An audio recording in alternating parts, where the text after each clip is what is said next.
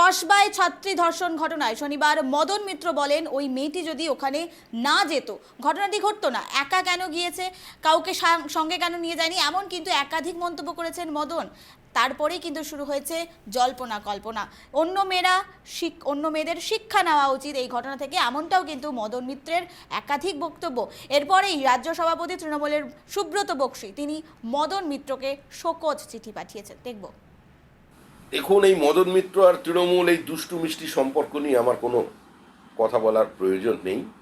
মদন মিত্র যে বিবৃতি দিয়েছিলেন, কার্যত তিনি পরোক্ষভাবে এটা প্রতিষ্ঠিত করে দিয়েছেন যে এই মুহূর্তে পশ্চিমবঙ্গের কোনো কলেজ বিশ্ববিদ্যালয়ের ক্যাম্পাসে, তাদের হস্টেলে, তাদের গার্ডরুমে কোনো মহিলা সুরক্ষিত নয়, তাদের সন্ধ্যার পরে যাওয়া উচিত নয়। এটাই পশ্চিমবঙ্গের বর্তমান সামাজিক চিত্র, এটাই পশ্চিমবঙ্গের বর্তমান রাজনৈতিক প্রেক্ষাপট তৃণমূলের তৈরি করা, এটাই মদন মিত্র বুঝিয়ে দিয়েছেন।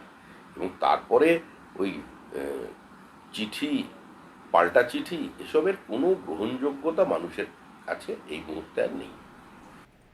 কসবা গণধর্ষণ কাণ্ডে কলেজের চাকরি থেকে বহিষ্কার করা হলো মনোজিৎ মিশ্রকে, সঙ্গে তার বার কাউন্সিলের লাইসেন্স বাতিল এবং সুপারিশ করা হয়েছে বলে খবর। পাশাপাশি বাকি দুজন অভিযুক্ত পড়ুয়াকেও কলেজ থেকে বহিষ্কারের সিদ্ধান্ত নেওয়া হয়েছে কলেজ পরিচালন সমিতির পক্ষ থেকে। বৈঠকে উচ্চশিক্ষা দপ্তরের সাব সুপারিশ মান্যতা কলেজের পরিচালন সমিতি, এমনটাই বলা হয়েছে। কসবা কাণ্ডের জের সাউথ ক্যালকাটা ল কলেজ পরিচালন কমিটির জরুরি বৈঠকে একাধিক গুরুত্বপূর্ণ সিদ্ধান্ত।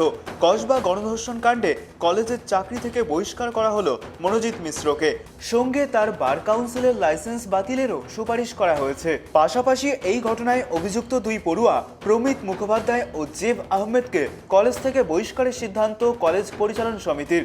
বৈঠকে উচ্চশিক্ষা দপ্তরের সব সুপারিশকে মান্যতা কলেজ পরিচালন সমিতির। মঙ্গলবার কসবা কাণ্ডের জেরে জরুরি বৈঠকে বসে কলেজের পরিচালন সমিতি।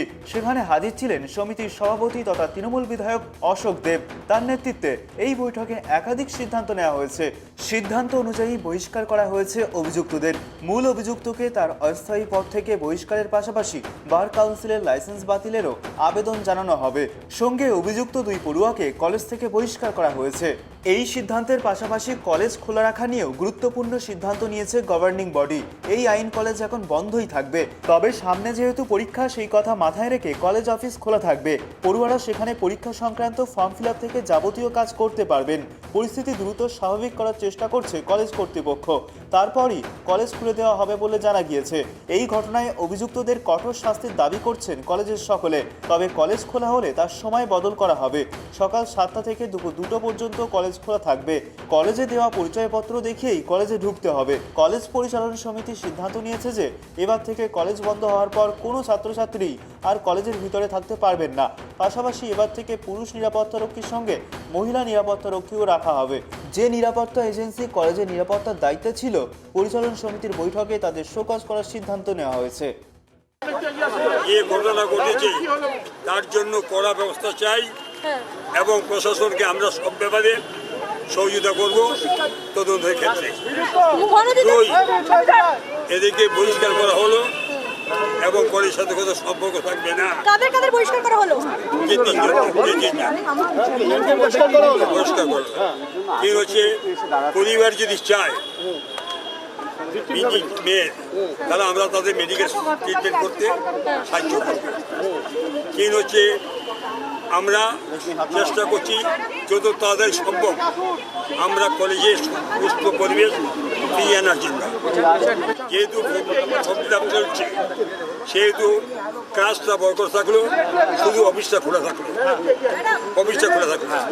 হ্যাঁ।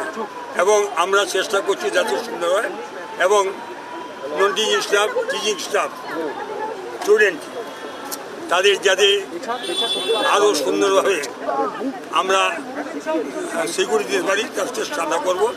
উল্লেখ্য, কসবা গণধর্ষণ কাণ্ডে তোলপাড় রাজ্য রাজনীতি। গত বুধবার ল কলেজের ইউনিয়ন রুমে আইনের ছাত্রীকে গণধর্ষণের চেষ্টা করা হয়। পরে রক্ষীর ঘরে নিয়ে গিয়ে ধর্ষণ করা হয় তাকে বলে অভিযোগ ওঠে। সেই ঘটনার তদন্তে বিশেষ তদন্তকারী দল বা সিট গঠন করা হয়েছে কলকাতা পুলিশের তরফে। সোমবারই কলকাতায় আসে বিজেপির ফ্যাক্ট ফাইন্ডিং টিম। দেখা করেন সিপির সঙ্গেও। ল কলেজের মধ্যে গণধর্ষণের অভিযোগে রীতিমতো স্তম্ভিত সাউথ ক্যালকাটা ল কলেজের গভর্নিং বডি। এই গণধর্ষণ কাণ্ড সামনে আসতেই কড়া পদক্ষেপ নেয় উচ্চশিক্ষা দপ্তর। অভিযুক্তদের কলেজ থেকে বরখাস্ত করার সুপারিশ করা হয়। গতকাল অর্থাৎ সোমবার তাদের বরখাস্ত করা হয়। আজ বৈঠকের পর তাদের বহিষ্কার করা হলো। ক্যামেরায় বরুণ ভান্ডারীর সঙ্গে ত্রয়ন চক্রবর্তীর report, tribe TV Bangla, Kolkata. আর এবার যে খবরের দিকে নজর রাখবো, রাজ্যের সেচ মন্ত্রীর মুখে শোনা গেল বিস্ফোরক মন্তব্য কসবা গণধর্ষণ ঘটনা নিয়ে। তৃণমূল যখন কড়া ব্যবস্থা নেওয়ার কথা বলছে, সেই আবহে রাজ্যের সেচ মন্ত্রীর মুখে শোনা গেল ছোট্ট ঘটনা। যদিও কোন ঘটনাকে ছোট্ট ঘটনা বলা হচ্ছে তা খোলাসা করা হয়নি। মঙ্গলবার চিকিৎসকদের একটি অনুষ্ঠানে যোগ দিয়ে এমনই মন্তব্য করেন মানস ভূঁইয়া। আর বাংলার দিকে তাকা, ছোট্ট একটা ঘটনা ঘটলেই গেল গেল গেল রে, কি সর্বনাশ। হ্যাঁ, ঘটনা তো ঘটে, নিজের ফ্যামিলিতে ঘটে। হাজবেন্ড ওয়াইফকে মেরে দিচ্ছে বালিশ চাপাতে, ওয়াইফ প্রেমিকের সঙ্গে ঘুরতে গিয়ে বরকে ঠেলে দিচ্ছে park. This are the crisis of the society. সারা পশ্চিমবঙ্গব্যাপী মনোবিদ্যুৎরা রয়েছে, যাদেরকে আপনারা রেখে দিয়েছেন এই ইজ্জত লুট করার জন্য। সেই জন্যই আপনারা বলছেন ছোট ঘটনা। আপনারা তাদের বাঁচাতে চান, আপনারা তাদের পাশে আছেন, এটা পশ্চিমবঙ্গের মানুষ সবাই জানে। তো আমরা এর প্রতিবাদ করি, আমরা ধিক্কার জানাই এবং আমরা এই সিদ্ধান্তমূলক শাস্তি চাই। এবং যতদিন না হচ্ছে আমরা মুখ্যমন্ত্রীর পদত্যাগ চাই।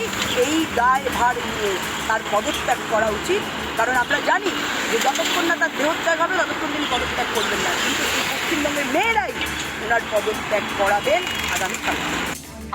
যে বিষয়ে আমরা নজর রাখছিলাম, বাংলায় ছোট্ট একটা ঘটনা ঘটেছে, এমনটাই মন্তব্য করেছেন মানস ভূঁইয়া। তবে কোন ঘটনা ছোট্ট সেই বিষয়ে কিন্তু তিনি কোনো মন্তব্য করেনি। তবে অত্যন্ত গুরুত্বপূর্ণ এই মুহূর্তে একেবারে বাংলার পরিস্থিতি রয়েছে, উত্তপ্ত রয়েছে গোটা বাংলা, যেখানে কসবা ল কলেজ ছাত্রী গণধর্ষণ ঘটনায় একের পর এক মন্তব্য করতে শোনা যাচ্ছে তৃণমূলের একাধিক নেতাকর্মীদের। তারই মাঝে ফের একবার মানস ভূঁইয়ার এমন একটি বক্তব্য গোটা রাজ্য রাজনীতিকে উত্তাল করে দিয়েছে। বিভিন্ন বিষয়ে তিনি মন্তব্য করেছেন এবং তার মধ্যে সবচেয়ে গুরুত্বপূর্ণ মন্তব্য বলেছেন ছোট্ট একটি ঘটনা ঘটেছে বাংলায়। অর্থাৎ রাজ্যের সেচ মন্ত্রীর মুখে শোনা গেল বিস্ফোরক মন্তব্য। কসবা গণধর্ষণ ঘটনা নিয়ে তৃণমূল যখন কড়া ব্যবস্থা নিচ্ছে, তৃণমূল যখন একাধিক তাদের নেতৃত্বকে শোকজ করছে, তারই মাঝে ফের একবার মানস ভূঁইয়ার এমন একটি মন্তব্য। তিনি বলেছেন ছোট্ট ঘটনা ঘটেছে, যদিও কোন ঘটনাকে ছোট ঘটনা বলছেন তিনি সেটি খোলাসা করেনি। তবে বিষয়টি হলো ছোট ঘটনা বলতে তিনি কোন ঘটনাকে বলছেন, কারণ এই মুহূর্তে বাংলার যা পরিস্থিতি, সেই পরিস্থিতিতে দাঁড়িয়ে কোনো ঘটনাই আর ছোট ঘটনা নেই। কারণ আমরা এর আগে চাকরি দুর্নীতি দেখেছি, সেই ঘটনাটিও যদি ছোট ঘটনা হয় তাহলে সেখানে আর কোনো প্রশ্ন ওঠে না মানস ভূঁইয়ার এই কথা নিয়ে। সেক্ষেত্রে আরজি করের ঘটনা, সেক্ষেত্রে কসবা ল কলেজের ঘটনা, একেবারে একাধিক ঘটনা কিন্তু আমরা দেখতে পেরেছি, তাকে ছোট ঘটনা বলছে। এই মুহূর্তে আমাদের সঙ্গে টেলিফোন লাইনে রয়েছে বিজেপির বিশিষ্ট নেতা কৌস্তব বাগচি। কৌস্তববাবু, আপনাকে ট্রাইব টিভিতে স্বাগত। যে বিষয়ে আমরা নজর রাখছি, মানস ভূঁইয়া ছোট্ট একটি ঘটনা বলছেন এবং কোন ঘটনাকে ছোট ঘটনা বলছেন সেটা তিনি জানেন। মানুষ বাবু, ক্ষমা করবেন, কৌস্তববাবু। এই মানস ভূঁইয়ায় একটা সময় হাঁটুর উপরে ধুতি তুলে প্রায় আন্ডার প্যান্ট বেরিয়ে যাওয়ার মতন অবস্থা, ওই ধান জমির আল দিয়ে ছুটে পালিয়েছিল সেই সময় সিপিএম এর আমল। মানস বাবুকে জিজ্ঞাসা করবেন তো ওই ঘটনাটা ছোট ঘটনা ছিল কিনা। এ মানস ভূঁইয়ায় একটা মার্ডার কেসের আসামি ছিল, যে আসামি হিসাবে হাইকোর্টে অ্যান্টিসিপেটরি বেল করেছিল, হাইকোর্ট রিজেক্ট করে দিয়েছিল। নাজিরা পাসেরিয়ার ডিভিশন বেঞ্চ বলেছিল having prima facie finding materials on record, we are not inclined to allow the anticipatory bail prayer for the petitioner. তারপরে মানস ভূঁইয়া দেখলেন আর বাঁচার রাস্তা নেই, তৃণমূল কংগ্রেসে জয়েন করলেন। হাইকোর্ট অ্যান্টিসিপেটরি বেল রিজেক্ট করার পরেও, প্রাইম এফএসআই মেটেরিয়াল থাকা সত্ত্বে রিজেক্ট করার পরেও তৃণমূলে যাওয়ার পরে এই মানস ভূঁইয়া চার্জশিট থেকে নাম বাদ হয়ে গেল এবং পরবর্তীকালে মমতা বন্দ্যোপাধ্যায় জুতো চটি ছেটে মন্ত্রী হলেন। এই মানস ভূঁইয়াকে কি বলবে, কদিন আগে একটা ভিডিও বেরোয়ছিল, সায়নীকে নিয়ে একটা মন্তব্য করেছিল, সায়নী ... এবং তারপরে সেটা নিয়ে খুব হাসাহাসি হয়েছিল, খুব ভাইরাল হয়েছিল সেই ভিডিওটা। একটা মানুষের যারা এত নিম্ন রুচি হতে পারে, একটা ধর্ষণের ঘটনাকে কেন্দ্র করে তার এই ধরনের বক্তব্য আশা করব, এটাই তো খুব স্বাভাবিক। আমরা এটাই আশা করি মানুষ ভূঁইয়ার থেকে। জানতে চাইবো, উনি বলছেন ছোট্ট ঘটনা, বাংলার বুকে তো একাধিক ঘটনা ঘটছে। আমরা আরজি করের ঘটনা যদি বলি, এসএসসি দুর্নীতি বলি, প্রতিটি ঘটনায় কি ছোট ঘটনা তাহলে কৌস্তব বাবু? শুনুন, মানুষ ভূঁইয়া ওই সায়নী ডট ডট ডট যখন বলেছিল, তারপরে যে অসভ্যের মতন হাসিটা হেসেছিল, সেটা থেকে ওনার মানসিকতার প্রকাশ পায়। যার এই ধরনের মানসিকতা, তার কাছে যতই হোক না কেন, তার নিজের বাড়ির লোকেরও কেউ ধর্ষিত হয়ে গেলে ওটা ছোট ঘটনা হবে, যদি মুখ্যমন্ত্রী যেহেতু প্রশাসনের বিরুদ্ধে কথা বলতে হবে। এরা মুখ্যমন্ত্রীর, এরা হচ্ছে কি একদম পরজীবী, মুখ্যমন্ত্রীর ছবি বেচে এরা খাচ্ছে, এদের নিজেদের কোনো কিচ্ছু নেই। এরা মুখ্যমন্ত্রী এদেরকে দয়া দাক্ষিণ্য করে জুতো চটি কেটে মন্ত্রী করে রেখেছে বলে এদের সংসার চলছে, বাড়িতে হাঁড়ি চড়ছে। যেদিনকে মুখ্যমন্ত্রীর ছায়া মাথা থেকে সরে যাবে, বাড়িতে হাঁড়ি চাওয়া বন্ধ হয়ে যাবে। তা কি করা যাবে? একেবারে কৌস্তববাবু, যে বিষয়ে আমরা নজর রাখছি, তৃণমূলের পক্ষ থেকে একাধিক মন্তব্য করা হয়, তারপরে দলের থেকে তাদের শোকজ করে দেওয়া হয়, এটাই কি চলতে থাকবে তৃণমূলে, কৌস্তববাবু? এটা তো তৃণমূল কংগ্রেস রাজনৈতিক দল নয়, এটা একটা সরকার। যে যা পারছে বলছে, যে যা পারছে করছে।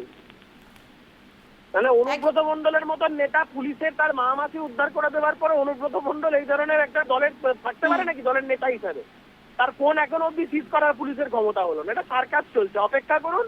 পশ্চিমবঙ্গে ন্যায় নীতি প্রতিষ্ঠা পাবে, পশ্চিমবঙ্গে গণতন্ত্র প্রতিষ্ঠা পাবে, পশ্চিমবঙ্গে মানুষের সরকার হবে 26 সালে ভারতীয় জনতা পার্টির ক্ষমতায় এলে। একেবারে ধন্যবাদ কৌস্তববাবু আমাদের সঙ্গে থাকার জন্য।